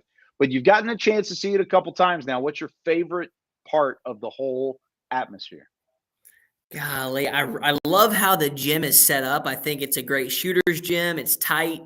But the kids zone, I love the kids zone because it allows parents and families to come out and, you know, they can have a good time watching ball and they can also have a good time knowing that their kids are having a good time, you know? So I would just say the atmosphere. I mean, it's great. It feels like a college game. How much would we have to get you to go down one of the kids zone slides? By the way, what a play here from Mo Gee, finishing through not one but two Magic defenders with the contact and an and one chance here to put the Legends up by 13. It would be their largest lead of the night. But what would we have to do to get you to go down the slide, go down the inflatable slide, and make sure that we film it so we could replay it on the broadcast? Yeah, well, before you asked that, I was going to ask if I could pay to do it. So this is a good reversal. I would take, I think $10 is my number. That's it? That's all it would take? Yeah, $10. Okay, I'm going to make that happen. I think next time, Seth, let's write this down in the back. We're going to make sure that DJ is given $10 extra. He can put it on the invoice. And then from there, he will go and slide down the slide, and we'll make sure and put it on the broadcast. We'll get like the high cam, somebody to put it on there as well. Final minute here of the third quarter. McKinley Wright, the fourth, slicing through the Magic defense. And in doing so, puts Texas back up by 13. Here's another look at the bucket from the Magic underneath. RJ Hampton with the feed and then a finish on the follow-through gets it done. Here's RJ Hampton again. We mentioned it for those of you who might just be joining us out of Little Elm, Texas, playing the Texas Legends. So a little hometown matchup on the road. That one rims in and out. Final 40 ticks as the Legends look to increase their lead into the fourth quarter. Trailed by 8 after 1, up by 7 at the break, and now looking to be up by double figures entering the fourth quarter. Look at this. Grant Riller getting crafty, fall away. Didn't get the foul called. However, no, he doesn't get the bucket either, as that one unable to be tipped in. And this is really just watching ball. Now you see the isolation Can Grant really get the job done here and slow down RJ Hampton, DJ? I think he can. Right there's how you do it. Just physical on, man, just kind of got pushed back there. But yeah, that's how you start it. Just be really physical on that initial drive. But RJ Hampton doing lottery draft pick things and spinning off of it. Wow, look at this. He's almost held down all the way through and finishes through the contact. That is one big time play. It's RJ Hampton's debut with the Lakeland Magic. Wow. We'll give you some stats heading into the fourth quarter in this one as well. Hampton does convert on the end one opportunity. Last chance from half court for the Legends. They had back-to-back buzzer beaters in the first and second quarters. No go here in the third. But we're going to the fourth in Lakeland, Florida. 90 to 80 hour score. The Legends on top of the Lakeland Magic. We'll continue with more LegendsCast with DJ Draper. I'm Kyle Youmans. We'll see you in a couple moments.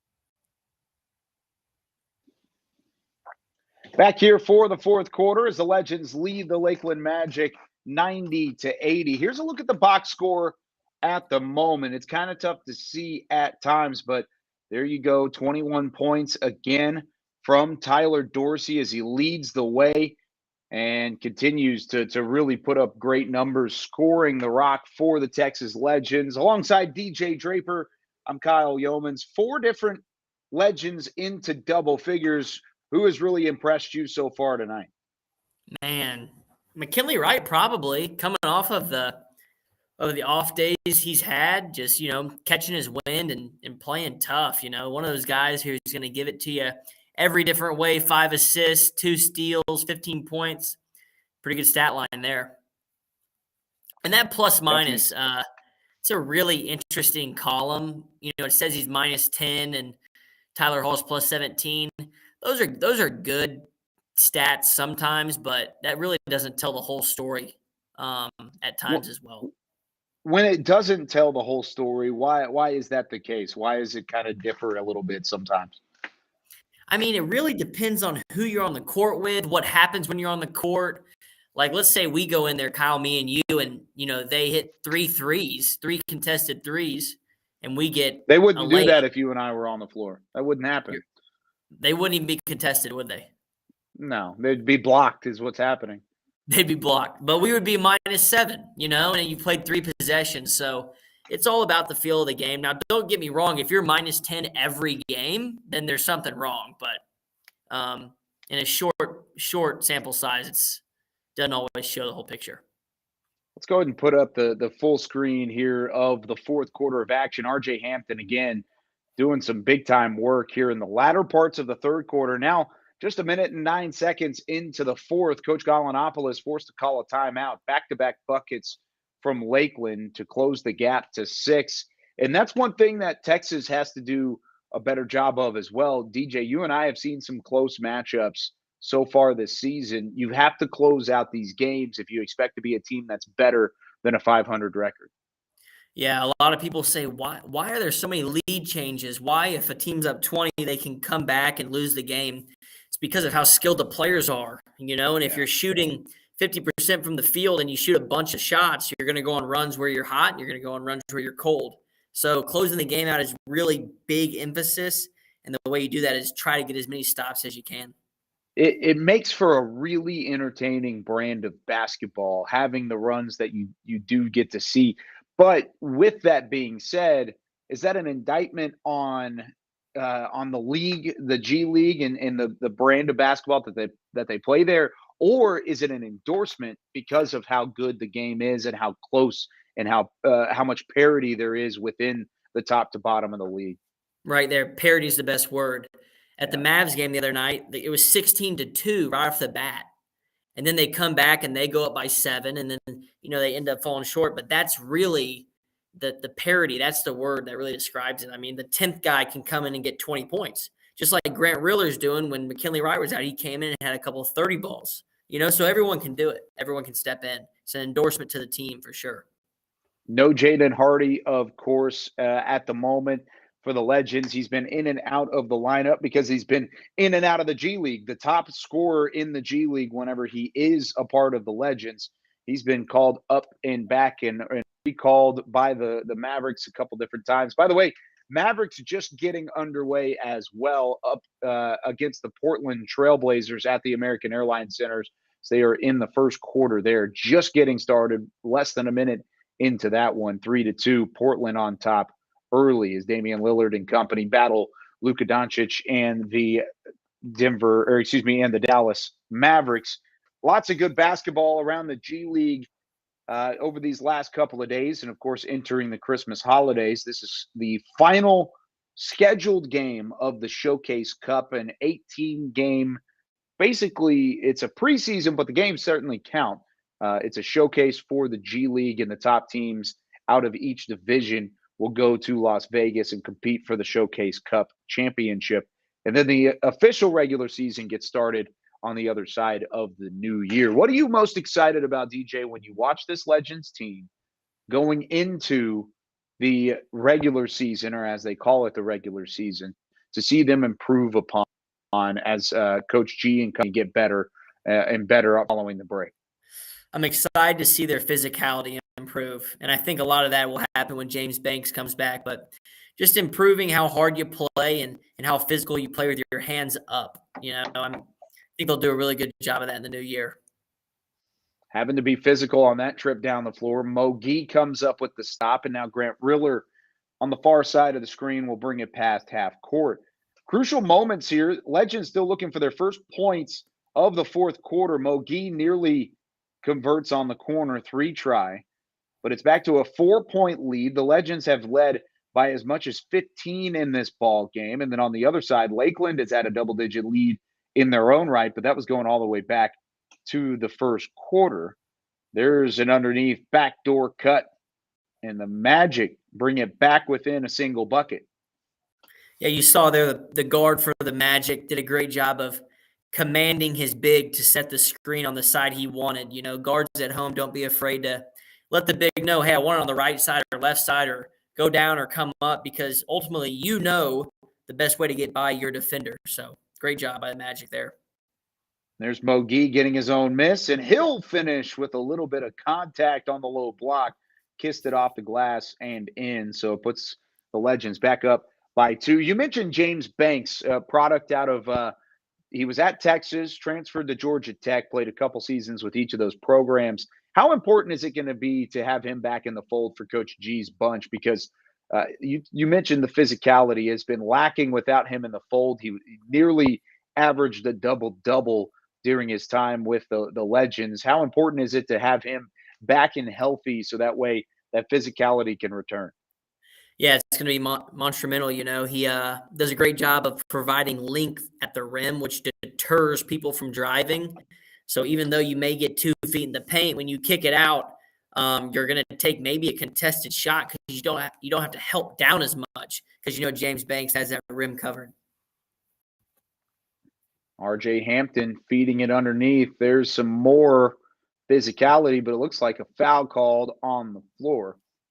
And while we do have an opportunity here, I do want to take some time to wish very own Malcolm Farmer a happy birthday. It is Malcolm's birthday. Normally, Malcolm will make an appearance on the Legends cast. He'll come and be a big part of this. He loves this product. He loves Legends Nation and interacting with the fans.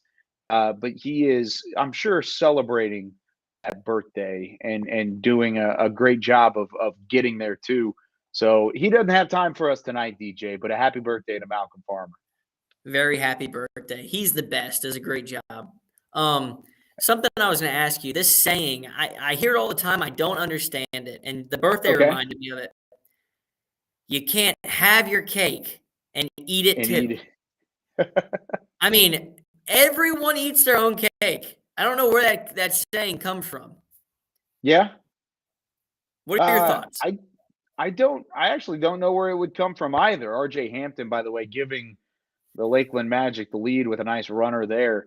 I don't know where that would necessarily come from because that's a good one. Seth, do you know where that would come from? He's not going to be able to answer on air, but he could certainly type something. Have your cake and eat it too. Why is that a thing? Because everybody ends up eating their own cake, right? 100%. Or you can't. That saying's different. If you make your bed, you have to lie in it. That's like the complete opposite. If you have your cake, you have to eat it. I think that's more true. Sure. Have to eat the whole thing. Happy birthday, Malcolm. Yeah. I wonder if Malcolm is having the cake and eating it too. I'm sure he probably is. I'm getting word from my at-home producer, Lorena Scumo, that he may not be eating any cake because Malcolm is an ice cream guy. Big ice cream guy. Well, okay. Ice cream cake. What do you think of that? An ice cream cake? We could maybe do that. We don't necessarily know how he feels about cake, though. Ice cream cake is good. I'm getting word that ice cream cake is good. I'll even pretend to hear it in my IFB. So that way my headpiece, so that way it makes it seem like it's more realistic than anything. But yeah, apparently he's pretty good on ice cream cake. Now, ice cream or cake or cookies, which one's your go-to right now? Go. Cookies, ice cream, cake, in that order.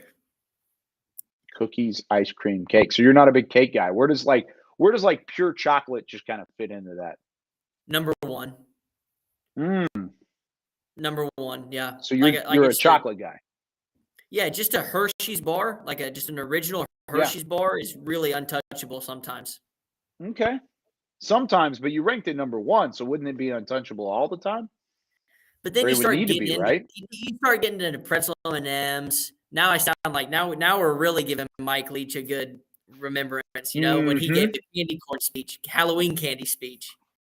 But you get into Dove chocolate and pretzel M&Ms, and occasionally you'll find an upset there, right? Yeah, I think so. I think you would have to find it. How about this catch and shoot from Tyler Hall in the corner? That off-balance shot, no good. Lakeland with numbers the other way. Udai Baba with a good defensive effort to force a miss on the first, but the follow-through is there for Lakeland. There's some talking going back and forth. Baba with the block on the baseline, but the nice follow-up gets the Magic back up by one. There you see, there's some extracurriculars happening. See if we can get a good look at this. Maybe the Lakeland broadcast isn't focusing in on it, but there was something happening right there at midcourt between the two. The Lakeland cameraman went down there and got involved. Here we go. Okay, go ahead, Kyle. Yeah, I was going to say Seth Biley has given us an answer on the question. Where does the saying have your cake and eat it too come from, and why is that the case? Seth responded. He said the earliest origin, according to the great Google, is in 1538 in England in a letter. So basically, he has absolutely no idea why that's the case and why that's even relevant. Yeah. Yeah, I don't know how in a letter. I mean, I guess someone was ordering cake. And like how we order Tiff's Treats today on the app, they sent a letter. They were ordering a cake, and they told him you can't have your cake and eat it too. Yep, 1538 in England. So yeah, I don't know. I think we're out of luck on that one. If you're watching or listening and you have any answer on where that saying came from, please let us know. It's the important things in life that we try and figure out here on the Legends Cast for everybody. Alongside DJ Draper, I'm Kyle Youmans. Glad you're with us. The Legends back at home at the Comerica Center on January 7th, the first of 8 home games, 8 of which in the month of January. Both of the first 2, January 7th and 8th, against the Memphis Hustle. Those are both 7:30 tip-off times, and then they'll play South Bay, the Lakers, on the 13th and 14th before taking on the Salt Lake City Stars, January 16th, and then the Oklahoma City Blue on the 21st. And then finally, they hit the road again, a little ESPN Plus matchup down in Austin. So this is a big game for the Legends to try and end the Showcase Cup schedule at 500, but it'll be even nicer to return home after a long road trip, because they will return home after this, but then they've got a couple games on the road to start the new year prior to 8 home games in the month of January, DJ. Yeah, that's really what you want to start a new year. You know, you talk about New Year's resolutions, and the best way to start those is at home where you're comfortable. So it's going to be fun for all Legends fans. You know, I don't want people to take for granted how great these players are. So if you can come out and watch, I highly recommend it. That was a nice bucket falling off balance. That ball barely sneaked up over the rim for Lakeland, but it does convert for 2 to put them back up by 3. Again, the Legends led by 7 at the break at halftime, and then they were up by 10 at the end of the third quarter. But with 5:19 left, they are currently trailing by 3. If you're in the comment section, you're watching, leave us a comment, leave us a question, and we will answer it here on Legends Cast. We've got a little bit of time left. We've had a ton of fun. Seth Biley, Isaiah Brown have both stopped by. Some great special guests in the second and the third quarter. And if you didn't get a chance to see them, once this broadcast concludes, this stream concludes, you can go back and scrub through and watch it in the second and third quarter to see both of those guys join us for this one. How about Tyler Dorsey, step back 3-pointer off the mark that time, and now it's McKinley Wright the fourth, setting up at the top of the key, rolling to his right from the elbow, too strong, off the back iron and out. McKinley Wright has had some opportunities tonight, had a couple looks where he has pulled the trigger, he's taken that shot, but it just has not gone in. An off night shooting for him, but he is still very much so a facilitator for that offense. For sure. You know, I wish I could clip some of these plays of these smaller guards like Xavier Simpson or McKinley Wright, because that's what you want your kid, the young players at home, you know, that's what you want them to play like, just with an extreme amount of effort and make good plays off of 2 feet. And both these guards do that. How tough do you have to be to play like that all the way through as a smaller guard? Who has been your favorite Legend to watch this season so far from both of us? I think, and I'll keep it short on mine to get to you, DJ, but I think mine is McKinley Wright the fourth. He is just an absolute pleasure to watch because of the toughness that he shows. Yeah, he's hard to beat. You know, I would probably say McKinley Wright as well. Jaden Hardy's a great one to watch too. He's not there for every game, but I mean, night in and night out, McKinley Wright is someone you know you can count on to bring 100% effort. That's what you want as a fan. Look at the offensive foul called on that play as Simpson takes it back down for Lakeland. But Tyler Dorsey was nearly wrapped up from behind and had to barrel through a Magic defender to even clear some space in the paint. He got called for the foul, and the ball went back over to the Magic. And now maybe a little bit of a makeup call. They call over the back on Lakeland. So Texas gets the ball back down by 5 with 3:53 to play. These are crucial minutes in a ball game, DJ. This is where you need a guy like McKinley Wright the fourth to step up and play tough. Yeah, exactly right. 5 points, not a lot, but need to get a bucket occasionally here this next possession. 3 minutes is a lot of time, but you got to go to a set that you're comfortable with. It looks like they're going to let McKinley Wright have as much space as he wants to distribute the basketball. There's Udai Baba, nice little Euro step, but he couldn't finish at the bucket. Cleared some separation. There's the athleticism we've seen from Udai Baba. He might be high on that list too. I really do like his effort and his play on the defensive end of the football, or defensive end of the floor as well. Yeah, he's a Swiss Army knife, can do it all, and normally at a high rate. But if you when in doubt, drive middle, jump stop. That's what Udai Baba did there. Just missed it off the glass, though. Is that one thing that you would work on as a guard yourself? You were more of a catch and shoot guy, but was the toughness on the drive something that you would pride yourself in later in your career? For sure. I think there are so many avenues to watch basketball, and everyone has a different game that you can kind of overwhelm yourself with moves and styles of play. But just lock into a few things that you need to get good at and focus on those first. And for me, it was shooting, and then it was driving, driving aggressively and strong. There's a kick out to Udai Baba way downtown as the shot clock expires, and he drills it. A clutch shot from Baba to bring the Legends back within 4. 2 minutes, 40 seconds left here in the fourth as Lakeland takes their time working it past half court. But that was a massive shot from Baba. Yeah, great job of taking advantage of an open three.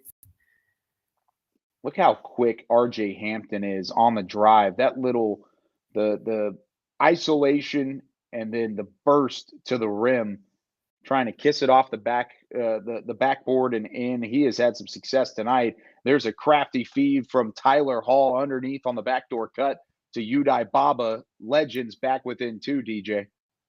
Yeah, really heady play by Baba, just cutting when he saw his defenders peek the wrong way. So good pass by Tyler Hall as well. Legends working it around defensively. They've had a couple stops here to bring it back within a possession. Can the physicality continue? Nice little turnaround jumper drops for Lakeland. Good defense, though, from Grant Riller as the Legends have turned up the intensity on that side of the floor. Man, that was a really good action there. See if it leads to a bucket, and it does. Just passing it ahead of Riller to the big guy, and then Riller has a running start to go get the handoff. Really good. This is the type of G League back and forth that you want to see, because there's not a ton of fouling.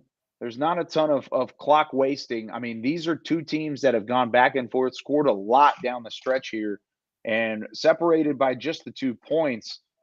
This is going to be a crucial final minute and 25 left here to decide who comes out on top, as the foul was called here way up at the top of the perimeter.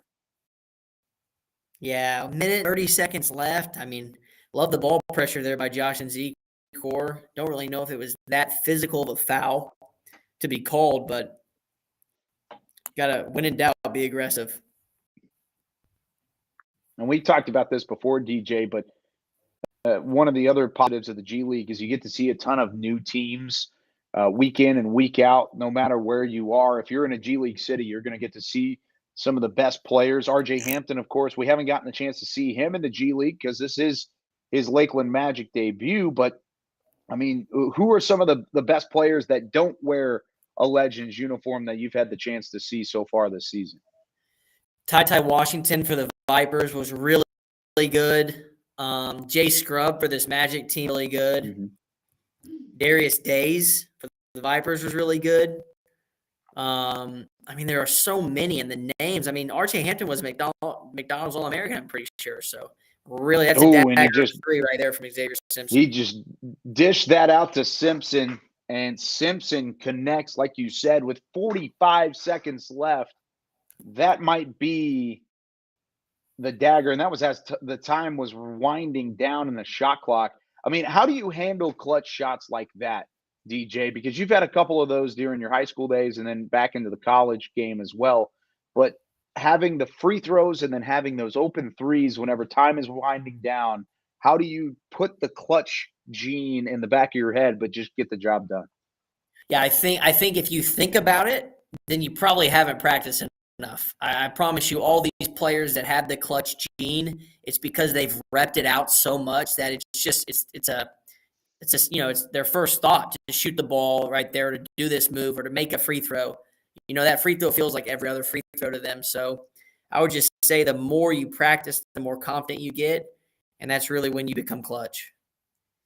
This would be a disappointing end to the Showcase Cup schedule for the Texas Legends. I mean, a team that got off to a great start, was sitting in second place at one point in the Southern Division standings, and now you turn around and you may be 2 games under 500 whenever this 18 game, or I guess 16 game stretch really winds down. Injuries have played a huge role into that, but also just the defensive inefficiency and inability to slow down an opposing offense have kind of compounded for Coach Gallinopoulos' team. But the good thing about it is that they reset the records whenever this stretch is over, and then you get to go into the regular season. Right, exactly. Because you can sit here and look at the numbers and say, "Oh, we lead the league in offense," but hey, that's not working. I mean, we need to be better than 500. So some things might need to change. Like you said, a lot of it's injuries, and this showcase is a shorter version of a season, so you don't see the whole thing play out. But just having a little bit more physicality, all things that are fixable for sure. You want to talk about hustle and toughness and tenacity. McKinley Wright IV just showed it on that play alone. He was faced up with 3 Lakeland Magic players around the rim by himself in the paint. He helped defend one of the wide open, or what looked to be a wide open layup. The shot was missed. The pass out to RJ Hampton did not get there in time.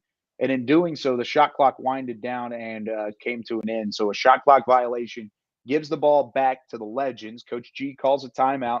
That's where we're at the moment. About 15 seconds left to play, 16 seconds left to play, and the Legends down by 5. But if they were going to have a chance, they needed a stop there to even make it a chance for them to try and get back in it and make it a one-possession ball game on this trip. Yeah, this is the trip that matters right here. You don't have to go for a 3. You can attack downhill and get a quick 2 and foul it out. But, obviously if you have an open 3, take advantage of it. Got to see the Lakeland mascot roaming around as well. He was getting in the middle of the action. Legends advance the basketball into the front court. Tough inbound. Now here's Wright way downtown. Would have been a huge 3. Rebound to the Magic, and foul called. RJ Hampton will go to the free throw line. So this one not looking good for the Legends, who led going into the fourth quarter, DJ. And with 9.5 remaining, down by 5, they really needed that shot to fall. Yeah, they did. And I like the play call right there too. Give McKinley Wright a good shooter, going right his dominant way, and just didn't fall. But there's still time, I mean, making these free throws are important. And it would be a 1-and-1, I believe. I don't think, or excuse me, it's 2 shots for RJ Hampton regardless. But there you see the first one fall, so it keeps it at a 2-possession game. This is the important one, because either way you would have needed a 3 for the Legends. Now you need 2 threes, and that one should put it out of reach. 7 points with 9.5 remaining. And Coach G will advance the ball either way. So defensive struggles tonight, that wasn't even really the problem. I mean, 112 on the scoreboard for Lakeland. I think any Legends team so far this season would have taken that, just based off of the fact that That's on the low end of some of the points they've allowed this year. Yeah, that's a great job. Anytime you can keep a team to the low 100s like they did, it's not defensively where she was tonight. Maybe gave up a few timely plays and just didn't hit the shots that needed to be hit. And something has stopped the clock with 6.5 left. The Legends actually inbounded the basketball. And I'm not sure exactly why there's another stoppage in play. I believe it's just another quick timeout following it. Lakeland will improve to 7-9. That is the same record the Legends will leave Lakeland with as well. These two teams will both not make the showcase in Las Vegas for the G League weekend coming up to decide who is the Showcase Cup winner. However, they will play a couple other games scattered throughout to try and continue the schedule before the regular season gets started. Two teams that have seen each other a couple times this year and had some pretty fierce battles. So you can see just how much of an impact RJ Hampton has as he'll dribble out the clock here off of the inbound. 112-105. The Lakeland Magic take down the Texas Legends on the road today. And a Friday night goes in favor of the Magic down in Florida. DJ, final thoughts as we wrap up another fun edition of the LegendsCast. Big fan of the Legends, big fan of the showcase. I think there's a lot of, good, bright future ahead of these players for both teams. Hey, now you get to even it out. You get to turn it around and clear the slate 0-0 going into 2023. And it should be a whole lot of fun in the new calendar year for the Texas Legends. Stay up to date on TexasLegends.com for everything you need to know schedule-wise. The next home game coming up on January 7th. But that does it for us. For our producer, Seth Biley, for my partner, DJ Draper, I'm Kyle Youmans saying so long for another edition of LegendsCast. We'll see you next time.